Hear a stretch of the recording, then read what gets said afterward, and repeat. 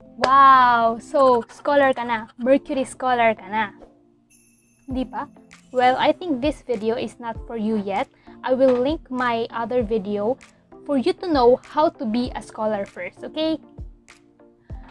So scholar ka na. Well, congratulations!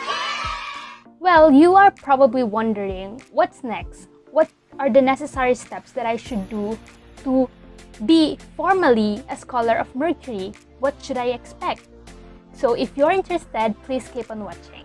Hi, I am maymaygonda of University of Makati, BS Pharmacy, 4th year, and I have been a scholar of Mercury Drug for 1 year or 1 academic year when I was 3rd year.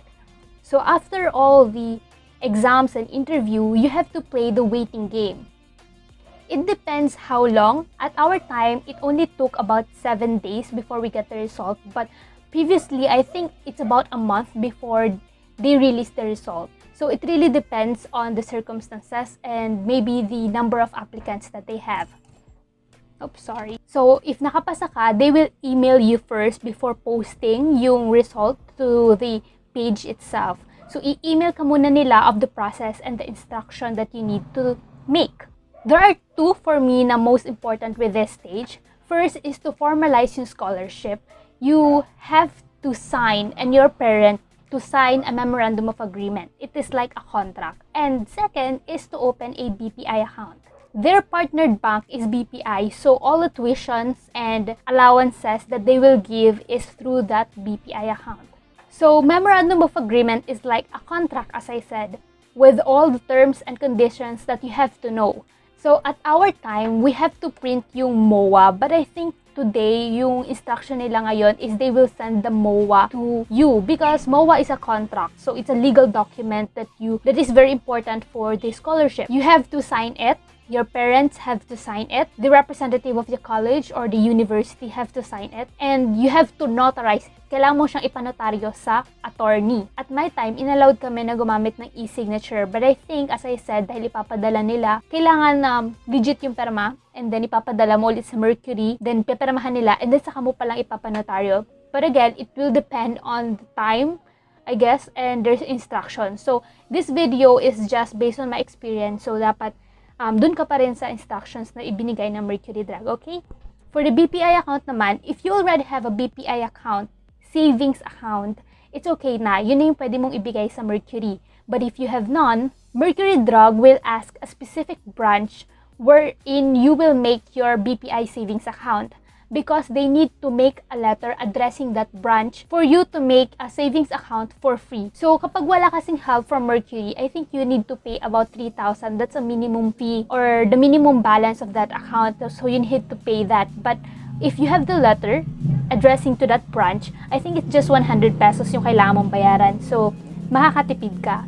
My tip is to choose a branch that is not easily affected by change. What I mean by that is kapag nagkaroon ng ECQ or MACQ or any restriction because of the pandemic, hindi sila agad nagsasara. So, for example, in my case kasi, pinili ko yung isang branch na medyo, hindi siya large branch, medyo nasa not so ideal place, kumbaga. So, affected siya ng rotational schedule ng BPI branches. So, I have to email Mercury again and then to change the branch na nasa letter and it was a hassle.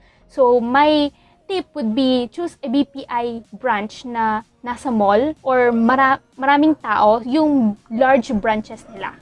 So, Mercury will also request for you to send all original documents.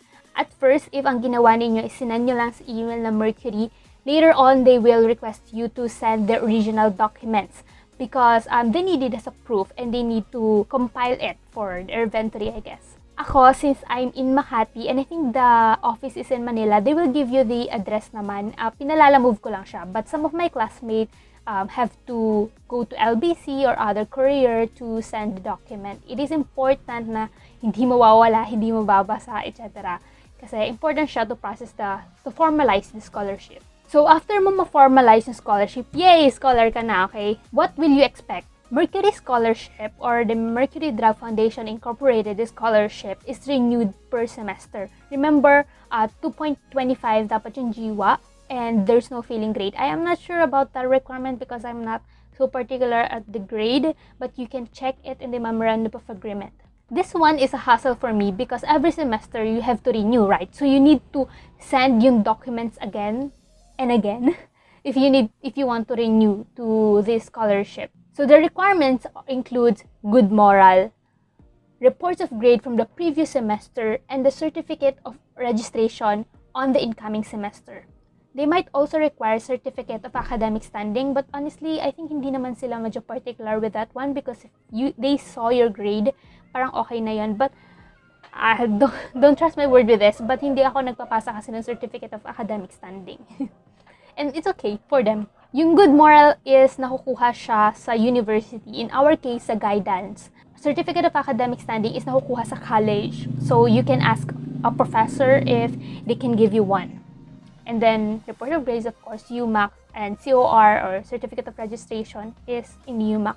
You see, it was a hassle kasi talaga. Especially ngayon na online transaction lahat. You can not go directly to the university. So waiting game din yung part na yan. Huwag ka palang medyo magpapanik if hindi ka agad makapagpasa ng requirement. Ang madadelay lang siguro yung pagbabayad ng tuition ng Mercury, pero yung allowance, basta mapasa mo yung requirement within the semester, bibigyan ka pa rin naman nila ng allowance. But for me, my tip is just process before yung pasukan para hindi ka na maguluhan and ma-hassle and mag-worry, di ba? So, in the payment of tuition, there are two ways na pwede nilang gawin. First is, Mercury Drug will be the one to directly give the tuition fee to the university.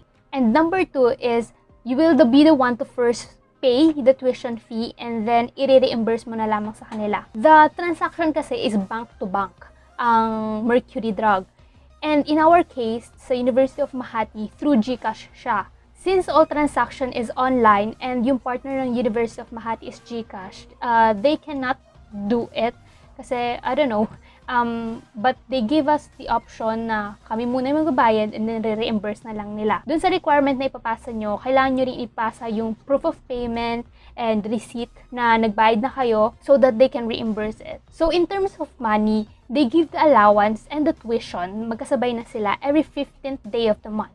If you will check the Memorandum of Agreement, ang nakalagay din doon is they will give you allowance for 10 months in one academic year. Kasi ako, meron akong summer term. And nagtaka ako bakit hindi sila nagbigay for 2 months. And ayun pala, 10 months lang pala yun. Hindi kasi ako nagbabasa ng MOA. Huwag niyo akong gayahin. Dapat binabasa niyo yung MOA. Again, there are certain information that I cannot disclose in this video because I believe it is just Mercury to scholar communication. So I will purposely leave some information. I hope you understand, okay? Mercury Drug was really a great help for me since I will not worry much about financial. I am happy na naging scholar nila ako. I know the slots are limited and I am one of the chosen. We are one of the chosen, okay? Be grateful. Remember that you owe them to be the most competent pharmacist that you can ever be. But at the same time, you should always remember your worth. At the end of the day, the scholarship benefits both the Mercury Drug Foundation Incorporated and you as a scholar. They will give you the financial assistance, but you will give or return back it through service for 2 years. So think of this scholarship as a stepping stone to focus more in your studies. So that will be all. If you have any comments and suggestion, please comment down below and I'll try to answer that. I want to help my fellow scholars if I know all the answers. Okay, thank you for listening. Bye bye.